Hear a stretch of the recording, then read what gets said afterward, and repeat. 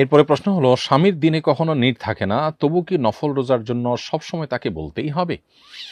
প্রিয় বোন, এই প্রশ্নের উত্তর হলো যে স্বামীর যদি মৌন সম্মতি থাকে তাহলে সেক্ষেত্রে তার কাছ থেকে অনুমতি নেওয়ার প্রয়োজন নেই। আপনি জানেন যে আপনার স্বামী রোজা রাখলে তিনি কোনো অসম্মতি জানাবেন না বা তার অসম্মতি জানানোর কোনো কারণ নেই। সেরকম হলে আপনি তার মৌখিকভাবে আলাদা অনুমতি না নিলেও চলবে। আর যদি মনে হয় যে না, তার আপত্তিও থাকতে পারে, তাহলে সেক্ষেত্রে তাকে আপনি জিজ্ঞেস করে নিতে হবে। সাধারণত তার প্রয়োজন হয় না, বা সাধারণত তিনি রোজা রাখলে তার এটা নিয়ে কোনো আপত্তি থাকে না। এই হিসাবে মনঃসম্মতি ধরে আপনি রোজা রাখতে পারেন। নামাজ শুরু করে ২ আয়াত পড়ার পর পরবর্তী আয়াত মনে করতে না পারলে অন্য সূরায় যাওয়া যাবে কিনা? যাওয়া যাবে, কোনো অসুবিধা নেই।